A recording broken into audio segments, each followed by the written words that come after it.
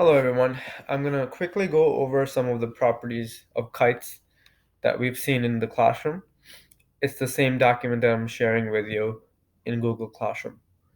So in order for you to do the quiz, you need to understand the properties of kites. The first property that we're looking at is the consecutive sides are congruent. What that means is that any two sides that are consecutive, so if you look at the kite there as it's flying, these two sides are going to be the same. Okay, so if this side is 10, that means the other side is also 10. Okay, that's one of the properties that you're going to be using as you do your assignment. In fact, if you go to our Google Classroom, the quiz that you're supposed to do online, one of the last questions is going to ask you to find the sides similar to this problem. You're going to have to know that if the two sides are same, you can actually use that property to figure out the value of x. So in this example, actually we can go ahead and solve this problem.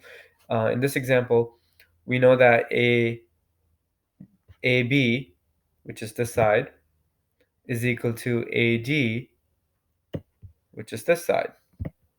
If they're equal, then they're the same, they're congruent. We can set up an equation. So we can basically say, okay, well, AB is equal to AD. Okay, so those are the side length. Oops. I'm gonna probably get a mouse,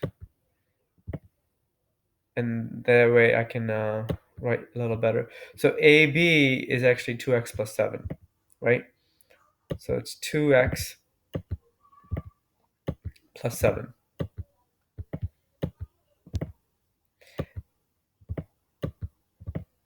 And this is supposed to be AD. So let's make that AD.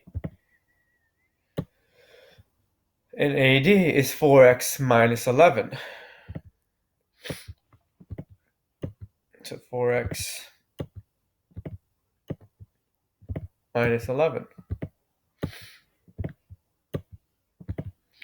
When you're solving this equation, our goal is to bring the variable on one side and the numbers on the other side. So I'm actually going to bring the 4x to... Actually, I could subtract 2x. So I can bring the 2x to the right side. I could also subtract 4x and bring that to the left side. Because I want to remain positive, I'm going to take away 2x. And that's going to cancel out this 2x. I'm also going to have to take away 2x from this side, which means that we're going to have to simplify this. 4x minus 2x is 2x.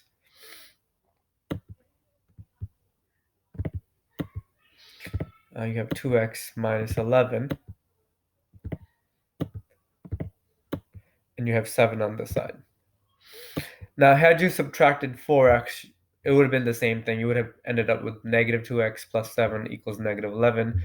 Then all you have to do is subtract 7 and divide by 2. But we're gonna get rid of the 11 by adding 11 to both sides. Okay, so you have 7 plus 11. This is why we're going to end up with a positive number, because I chose to subtract 2x. So you have 7 plus 11, which is 18. And 18 is equal to 2x, which means we can divide both sides by 2. Okay.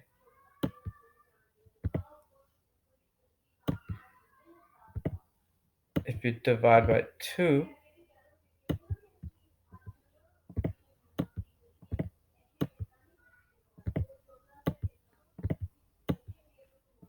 you have x equals 9. Okay, so this is how you're going to answer the problem in Google Classroom. Okay, so here's the assignment that you're responsible for doing. It's a quiz on properties of kites. Okay, and if you click on that, right now no one has completed this quiz. The last two problems, okay, are exactly like the one I showed you. You're going to have to figure out the value of x using these two sides, and you're going to have to figure out the value of y using these two sides. Actually, y is a little different, so we're going to have to talk about y later, but you should be able to figure out value of x using the example that I gave you. Okay? So now that you know how to figure out the value of x, you should be able to answer this question. And going forward and going answering these questions, they're just about angles. So you have to know what's the measure of angle 3 if you know that angle GD, whatever this angle is. There's no letter here. So this angle is 52. So first you're gonna have to figure out angle 3, then you're gonna have to know what's the measure of angle 1, and then you can figure out angle 2. But going back to our lesson, using the properties of kites, the second property that you're going to be using is non-vertex angles are equal. So actually, you don't need that property. Diagonals are perpendicular. You're definitely going to have to use this property. So here's one of the diagonal. Okay. Assume that it's a straight line. And here's another diagonal. Diagonals are perpendicular. That means each one of these angle are 90 degree. Okay. So you have 4 angles here. 90, 90, 90, 90. That's what it means diagonals are perpendicular. They meet at a 90-degree angle. Okay, so you're going to use that property. Also, remember that in a triangle, whenever you have a triangle, any triangle, if you know one of the angles 90 degree, let's say this is angle A and this is angle B, all these three angles equals 180 degree. So that's something we already know. We talked about that. The sum of interior angles of a triangle is 180 degree. Okay, so that's the last piece of information you need to do the quiz.